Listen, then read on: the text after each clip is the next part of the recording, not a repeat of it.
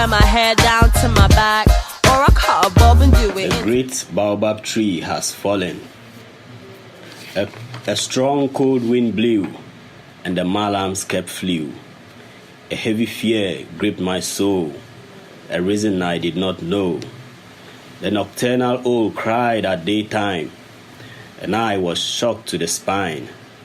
The drumbeat was so loud, but was not a tune we could dance to, until that little girl blew her sorrowful flute. The message was clear. The great Baobab tree has fallen. The mighty tree which fed 1,000 mouths has fallen. The big tree that gave us shelter has fallen. That old Baobab tree that gave us protection has fallen. I hear the voice of the mighty Baobab tree calling. I hear Osajifo and other ancestors crying. The giant Baobab tree has fallen. The mighty Nile, Lake Victoria, River Volta, Tanganyika dried up to carry you to the ancestral home. Mountain Kilimanjaro, Afajato, Gemi lost their height to make way for your journey. Achimota, Zambezi, and Evo Forest deformed to place just to carry you to the ancestral home. Indeed, you are so mighty, or should I say, you were so mighty. Your branches spread and stretched across all boundaries. Your fruits made waves in all nations. Strangers from all lands came to see your wonders, for your works alone crossed all borders. The proverbs you gave us, we still ponder over. The joke you told us, we still give laughter. For memories of you, we cannot throw to the counter. We will miss you, now and forever. The tree has fallen with pride. For his legacy, we will abide. We shall unite and never fight. For in unity, we can drive the tide afar till it hides. We, your children, shall strive to survive and rewrite all your lessons in our little minds. For what you left for us is too large and huge to deny. This is the time to whine and die, and not to cry. Let us keep our eyes dry, for the mighty Baobab tree has fallen with pride. The great Baobab tree has fallen. That mighty tree which fed 1,000 mouths has fallen. The big tree that gave us shelter has fallen. That old Baobab tree that gave us protection has fallen. I hear the voice of the mighty Baobab tree calling. I hear Osajifo and other ancestors crying. The giant Baobab tree has fallen.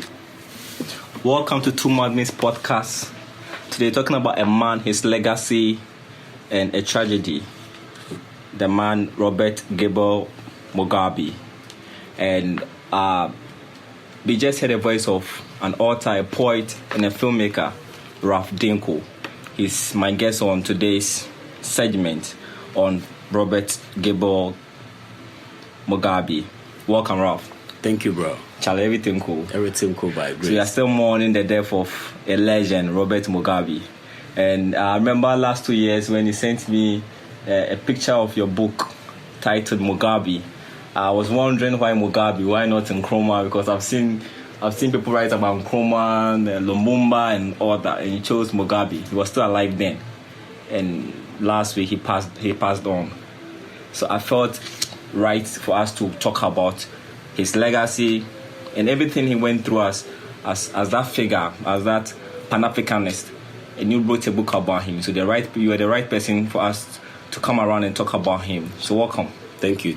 Welcome. And I enjoy your tribute to him. It's so touching, Yeah. So before we start our discussion on Mugabe today, I want you to give us a poem from your book on Mugabe. One poem, then we start the whole discussion.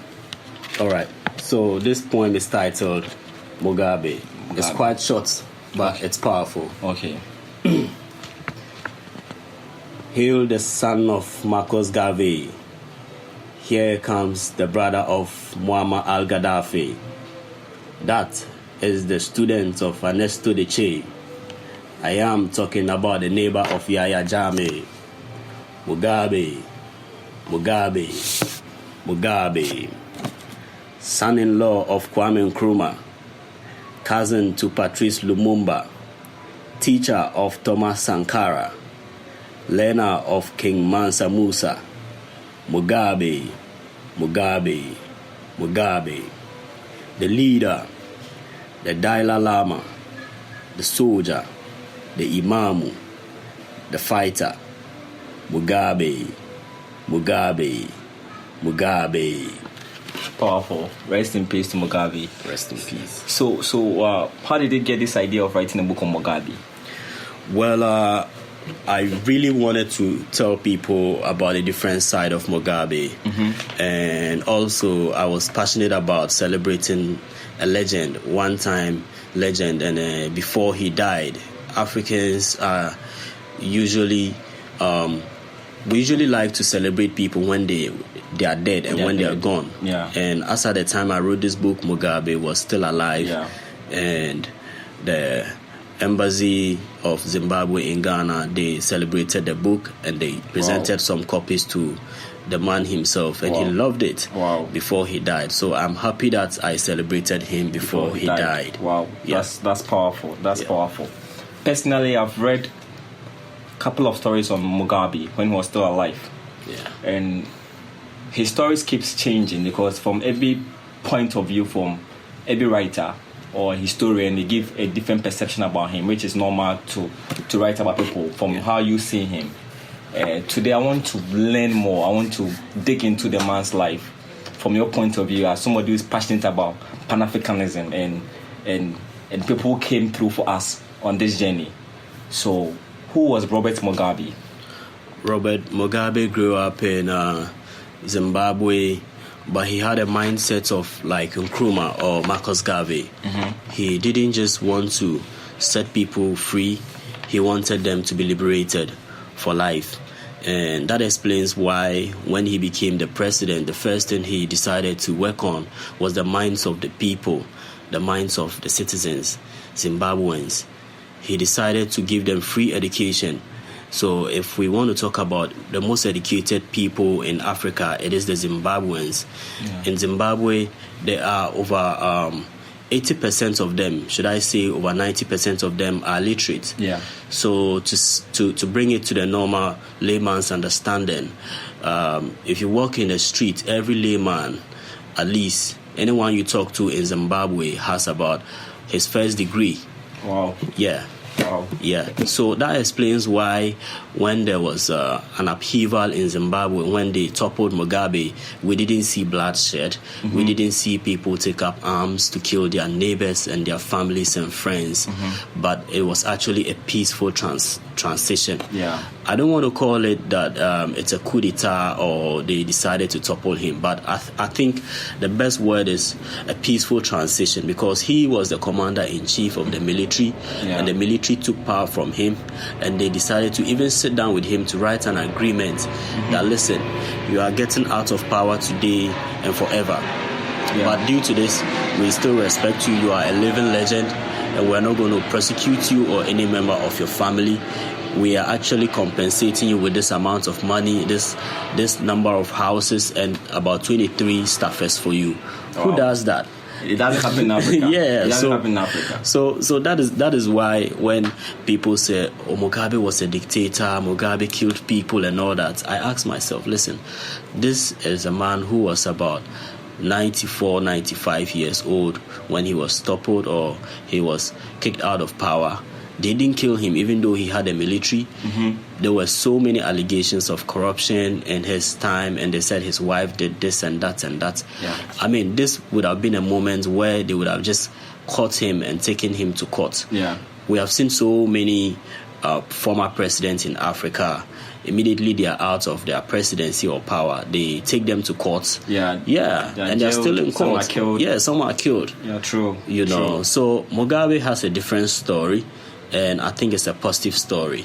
Okay, you raise one point when you're describing Mugabe. You said he educated his people because of the mindset. It's one thing that Nkrumah fought that he couldn't win. When he helped us to gain independence, our mindset wasn't that reformed to his standard for us to liberate ourselves totally. Yeah. So we got the freedom to walk about, but the mindset was still the same. And with Mugabe, he took inspiration from these people to educate his people. Yeah. And that's dope. I think that it was the right step to do, to change the mindset of people. It has always been the mindset, because if you want to really work on someone, you have to work on his mind. If you work on his mind and you guys can actually vibe together and be on the same wavelength, then everything is possible. True. Everything has to do with the mind. True. So the second question is, when did it all start for him in the liberation of Zimbabwe?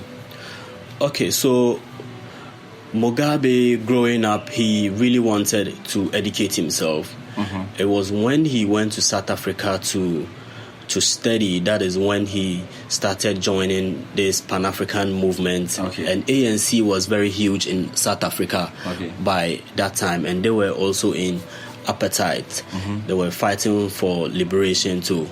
So when he finished his school and then he came back to Zimbabwe, he felt the urge of starting a movement, but that didn't actually hold water until he came to Ghana in 1948 to learn how to teach. He actually went to St. Teresa Teaching School in Takoradi to school, and then it was there that he met his wife Sally Hayfron.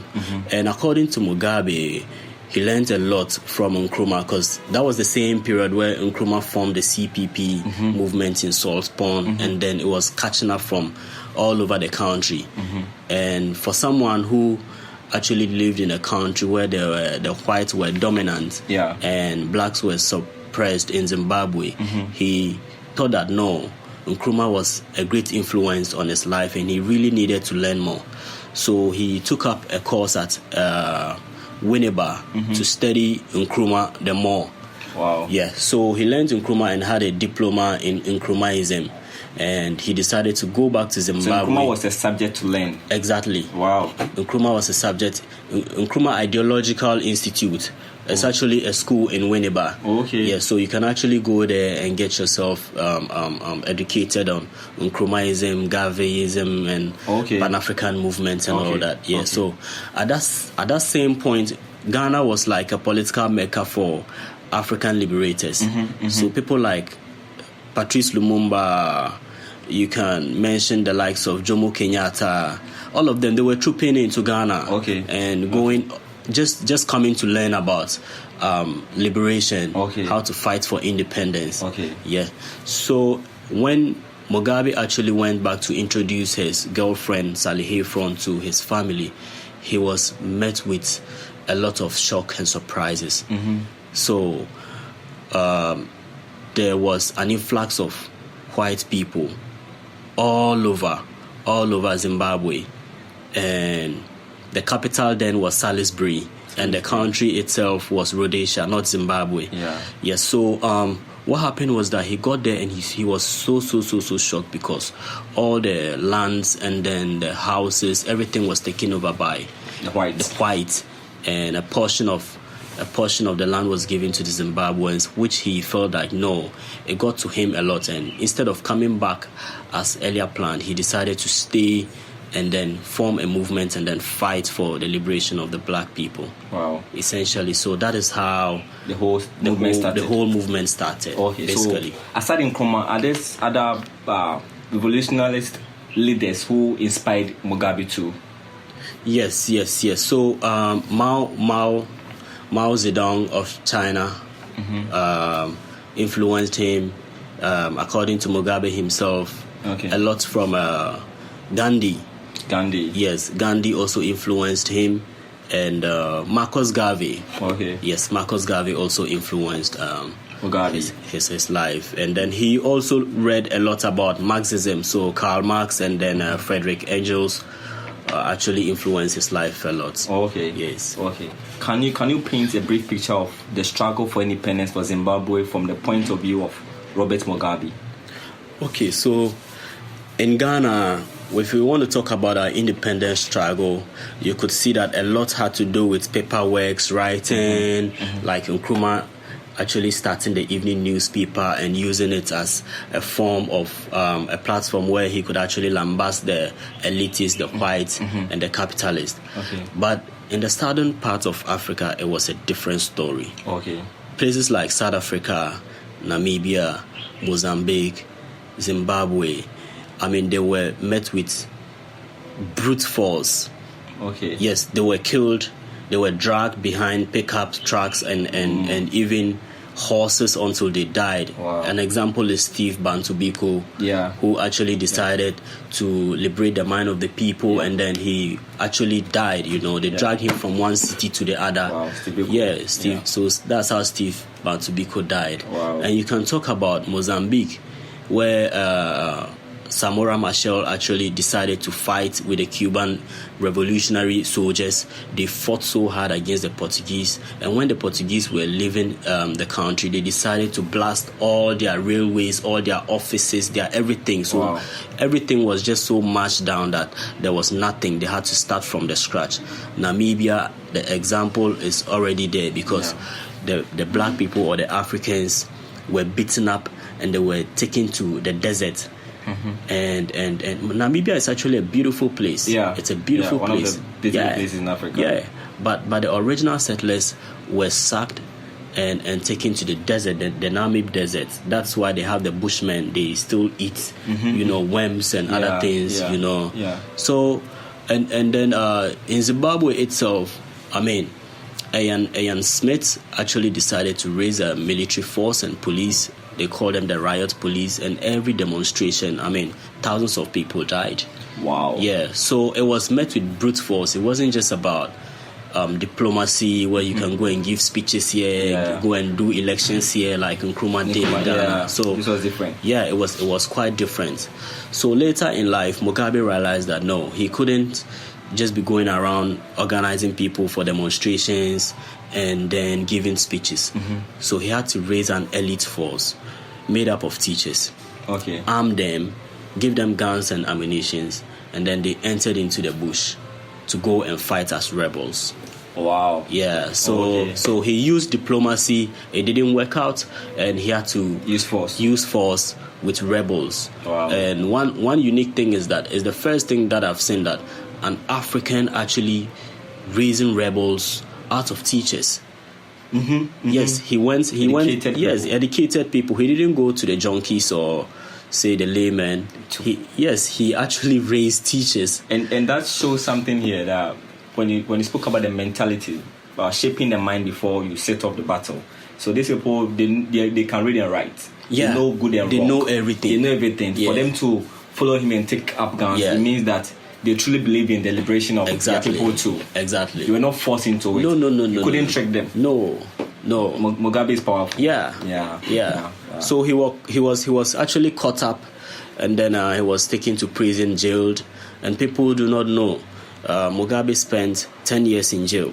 Ooh. Yes, he spent 10 years in jail fighting for the liberation of his people. And the unique thing is that when he was in jail, he wasn't just there, he was schooling and he was teaching the inmates. The other prison. Yeah, he taught them maths and English and critical thinking. And then before he came out of jail, he had 2 law degrees. Yes, he had one degree in administration and a diploma in teaching as well. Wow. So the guy came out as more refined, and on fire to fight for more. Yeah, and he even liberated the minds of the prisoners as well. This interesting. Yeah, so if you take a look at the book cover, it's a half side, a face of Mugabe. And this is the right side of Mugabe. I wanted to show him. I wanted to show the other side of Mugabe that people don't know. Because the layman in Ghana or Africa, everybody, Mugabe is a dictator. He stayed in power for so long. I didn't even know about this teachers fighting and all. Of course, this is public information. Wow. This is public information. It's everywhere. He raised teachers to go to the bush and fight. Wow. Yes. So my next question: when he died, some political connoisseurs said it was a disgrace for Mugabe to die in Singapore from the backdrop of a failed health system. What is your take on this? Well, I wouldn't like to be the ostrich who bury its head in the sand and say nothing really is happening. I'm a patriotic Ghanaian, and I believe that, listen, we don't have to always travel to other countries to seek medical care. Mm-hmm. But no man is also an island. Mm-hmm. Okay. Yeah. I believe in globalization, mm-hmm. but I also believe that we must improve on our infrastructure. Mm-hmm. How many people will have money to travel to Singapore for medical attention? Yeah. If we are able to empower ourselves and then provide good medical health care in this country, everybody will be fine. No president, no minister, no assemblyman would have to travel outside to seek medical care. True. It is amazing. When Mugabe started, education and health was his priority. Okay. So what we are fighting for in Ghana currently, trying to improve on our healthcare and start with some medical insurance. Mugabe had done that way back in the 80s. So in Zimbabwe, they were enjoying free education and free medical care. But at the point of his death, the health system was down. It was everything. Everything was down. It was the late or early 2000s that things started deteriorating because of political and economic issues. He had issues with the West, mm-hmm. and he wasn't hiding his feelings. He could tell Tony Blair in his face about the things. He said, Tony Blair, you rule your England and let me rule my Zimbabwe. Yeah. He could tell Queen Elizabeth in her face about certain things he really wanted to say, and the West naturally do not like that. Yeah. So they decided to place a lot of sanction on Zimbabwe and all that. It affected their economy and all that. Yeah, I get you. Yeah. But I still believe that the system we have in Africa could have been developed to an extent that Mugabe should have been in Zimbabwe, or even if not in Zimbabwe, we could actually give him all that he needed in Ghana or maybe South Africa or everywhere. Mm-hmm. Yeah, that's the essence of Africans believing in ourselves. Yeah. We must actually improve on our odds, our education, be it health, aviation, true. So that we don't actually be too dependent on the Western world. True. Yeah. True. So being tagged as a Pan-Africanist, but he forced a one-party state, imprisoned opposition leaders, in which some died in mysterious ways. Was it that Mugabe was mentally and spiritually prepared for the Pan-African movement, but majority of Zimbabweans weren't? Well, you can't actually give a clear-cut answer to this. At a point like Nkrumah, Mugabe was almost assassinated. He survived 2 assassination attempts. Okay. You understand? And someone in power who actually had the power to do all he had to do, there was a need for him to protect himself, because the first law of protection is self-preservation. Mm-hmm. You understand? If someone is trying to kill you, it's either you protect yourself or you defend yourself or you kill that person too. Mm-hmm. Yeah, so I think, but the man himself, he had issues because all these things happened later in his closing moment, because his wife, or his second wife, Grace Mugabe, actually influenced a lot of things in his government to an extent that most of the decisions were not done. Yeah, it was not his. At a point the man was weak and he couldn't do almost nothing, and his wife was actually controlling. Yeah, but truth be told, there were elections. So it wasn't a one-party state kind of thing. There were elections. And the man won heavily. And there were a point where he raised against Morgan Tsvangirai, and then he actually lost by some marginal degree. And they had some sort of power sharing. Yeah. That's an aspect of democracy anyway. Yeah, true. And, but I wish things would have been quite better, before his death. Yeah. Okay. So Zimbabwe has arguably the most educated citizenry. Yeah. One of Mugabe's enviable achievements, but most of these people never benefited their country with the knowledge and skills due to no proper infrastructure to accommodate them after school. Did Mugabe fail with the educational system? The educational system, I don't think is failed, but it is the implementation. We all go to school to get our degrees. People go for second degrees, others go for PhD. But you can't blame your teachers for not getting you a brighter future. The onus lies on you to make good use of what you learn in the classroom and use it to implement a better future for yourself. What I would like to say is that, the issue of land grabbing by the majority whites actually is a case that we need to study, because when Mugabe decided to take the land forcefully from the minority white and give it to the blacks, you understand, the blacks took the land and they couldn't farm. Why? Because they don't have the implements, they don't have the knowledge.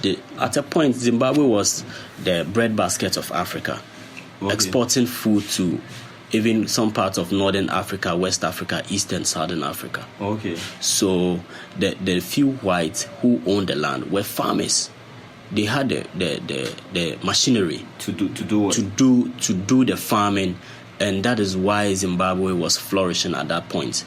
So when Mugabe took the land from the white people, there was the need for him to equip his people, the black people, with machinery, with technical know-how to continue farming. Okay. And he failed. He failed because the people wanted their land, and then he actually grabbed the land and gave it to the people, and they sat on it. They rested on their odds. So it means the people themselves failed themselves. The people themselves failed. They didn't work. So you can draw a contrast between Zimbabwe and South Africa. The reason why xenophobia is continuing and to become a great issue in South Africa is because Mandela gave the people freedom and didn't get the land for the people. So if you go to Joburg, Soweto and all that, the kind of houses, the makeshift houses that Mandela built for the people are still the houses that they are still living in. Their great-grandfathers and all that, they are still in that same smaller cubicles called houses. And the land still belongs to the white people. And they are using it to farm some vineyards and wines and all that. So the contrast here is with Zimbabwe, they had their lands back. The people didn't work. They didn't work. South Africa didn't have the lands back. Yes. So people can't work. Yes, so that is why South Africa is flourishing, because the whites still own the lands and they are making good use of the land. They are farmers, basically. So that is why the best wine in Africa comes from South Africa. But couldn't Mugabe have a dialogue with the white people who own the land? Okay, let's work together. Let's produce this produce together. Yeah. So that these people can also eat. Yeah. Okay, but no man owns the land. The government owns the land. So Mugabe could have owned the lands, but the blacks and whites work together. So it was a dicey issue. The people really wanted their lands, and there was some sort of civil upheavals, or should I say a little wars over this. The blacks in Zimbabwe decided to just forcefully take the lands, and they could walk or troop into the farmlands and beat up the white people. Some were killed. It's not a good story. So there was no platform for them to sit down and then judge. Or it was ruthless. Wow. It was ruthless. So I was of the view that if you had taken the land and given it to your people, the best thing you would have done was to equip them. Yeah, true. Was to equip them with the resources to farm. Because we've never heard of a lot of farming in Zimbabwe, but these days people are going to bed very hungry. There are a lot of famine in bread is very expensive. Drought and all that. True. So which of these did damage to his vision, to the vision of Mugabe? A failed United Africa or economical sanctions from the West? Both. But which of them did that? The sanctions. The sanctions. The sanctions did a lot of damage to him. At a point, Africa was on his side. I remember Thabo Mbeki supporting Mugabe at all costs in African Union meetings and all that. He spoke on behalf of Mugabe. He supported Mugabe. At a point, even African Union all the president decided to make Mugabe the chairman of the African Union. Okay. Just to prove to the West that, we still support him. Muammar Gaddafi supported him.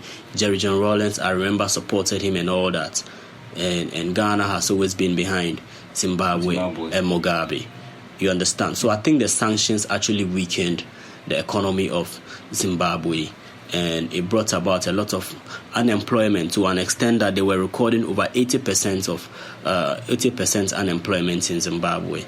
But that is huge. I have this view that if United Africa, Zimbabwe was going down the drain with economy and everything, Africa could have come together, give Mugabe money, or resource, human resource to help them stand up again. But I didn't hear any of that. African support were just word of mouth and then rhetoric, speeches and all that. Wow. I recall at a point Mugabe, even in their economic difficulties, decided to give the whole African Union $1 million. You get me? Yeah. He wanted to give his widow's mite, even though he was weak.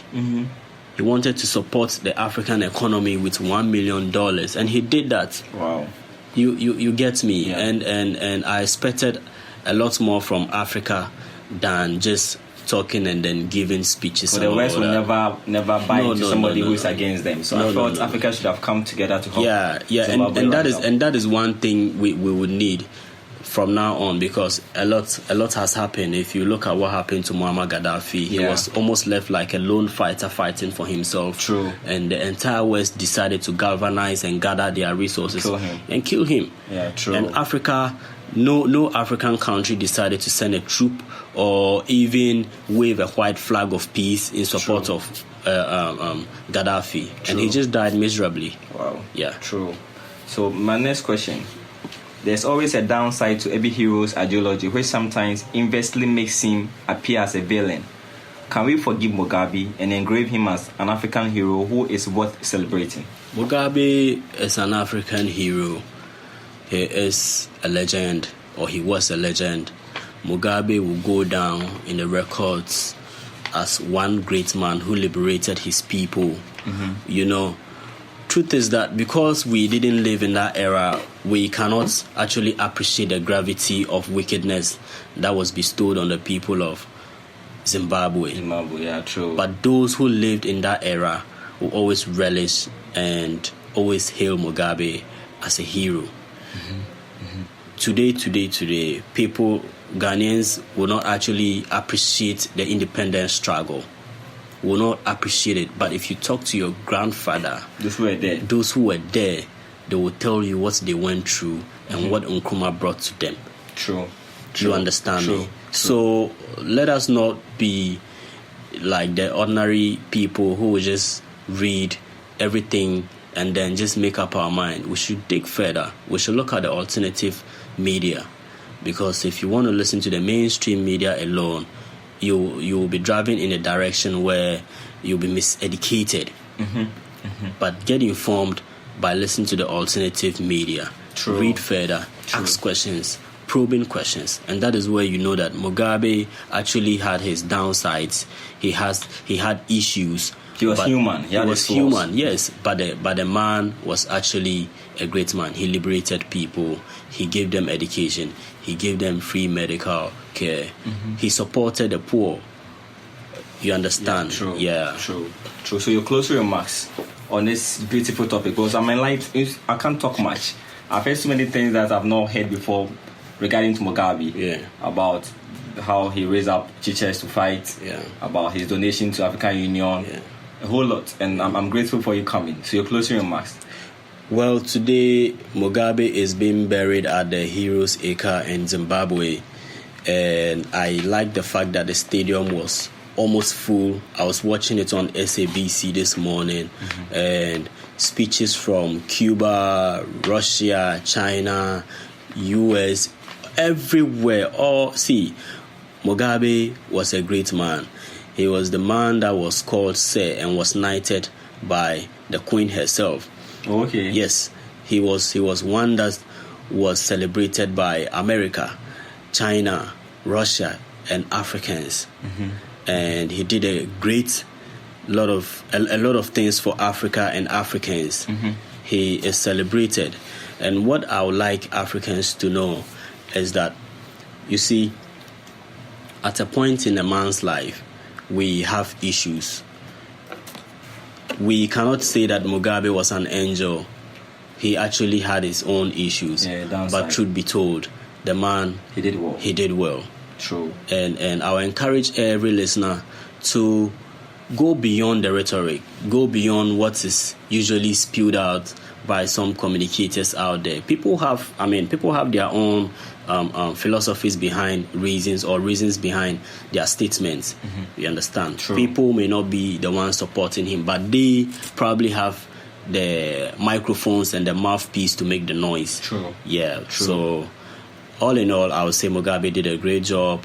I wish he could have done more, and I wish the current president of Zimbabwe will also do more to, bring down the economic pressures in Zimbabwe, because the man actually laid a great foundation for Zimbabwe and Africa. Wow. So your book titled Mugabe, if somebody wants to purchase this book, what would the person get a copy? Contact or any bookshop? Just Google Mugabe telling the modern African story through poetry, or Google Mugabe Rav Dinko, and you'll probably check me out on social media: Facebook, Twitter, Instagram, LinkedIn. The book is currently out of stock. Yes, first printout was sold out within 2 weeks. Wow. Yeah, so we're currently printing some more.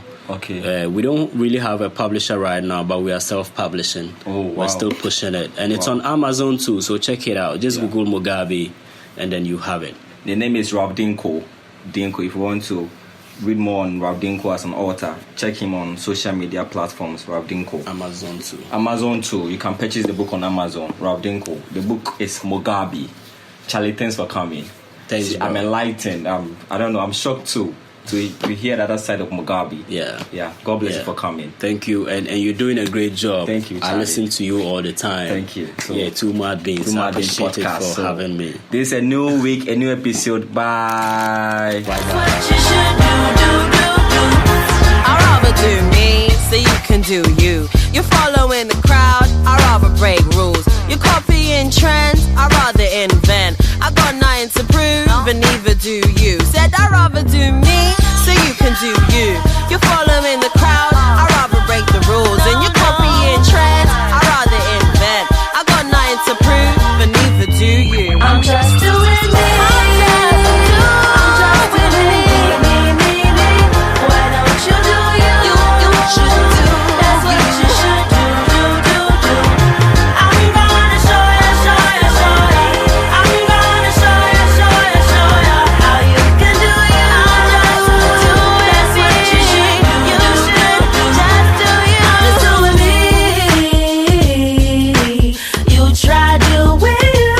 I'm just doing me. You try doing you. I'm just doing me. You try